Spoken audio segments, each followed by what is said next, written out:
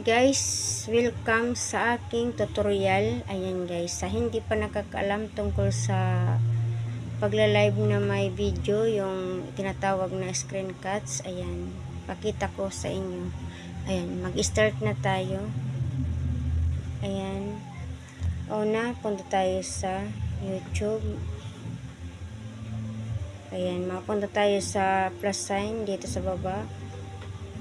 Ayan, i-back ko lang kasi ang labo ng camera. Tapos, punta tayo sa may lapis. Ayan, dito na mag-sign up na tayo dito. Halimbawa, yung pamagat ng ating live, bahala na kayo kung anong pwede ilagay nyo dyan. Dito sa select audience, ayan, dito tayo sa it's not made for kids. Ayan, back tayo. Ayan, yung public, ayan, gawin ko unlisted guys, kasi hindi ko naman ilalive to unlisted ko lang siya. Tapos, dito na tayo sa screencuts. Ayan, i-on lang natin yung screencuts. Next natin yung schedule. Ayan, halimbawa ako dito, 23, ayan, okay. Tapos, 1 PM, ayan, okay. Ayan, tapos next tayo dito sa advanced setting.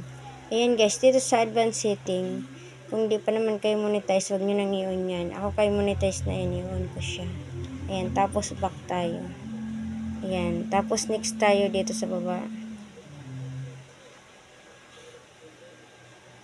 Ayan, mahina yung internet natin, kaya umiikot-ikot lang siya.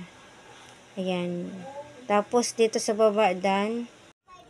Ayan, tapos nandito na tayo sa baba. Ayan, next tayo.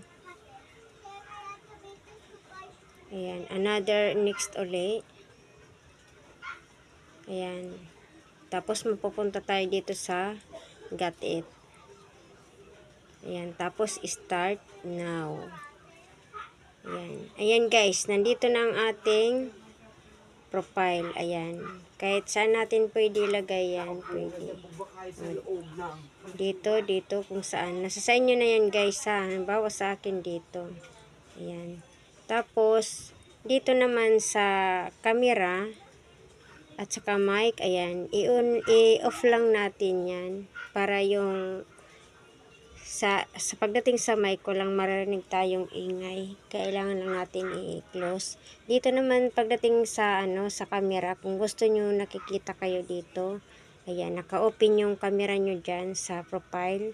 Ayan, kung ayaw nyo naman, i-close nyo lang yan. O, para sa akin, yung tatlo na yun, i-close ko. Ayan, tapos okay na tayo. Ayan, dito naman tayo punta na tayo sa ating gallery video. Ayan, kagaya nyan, ayan, nandyan ang aking video. Ayan.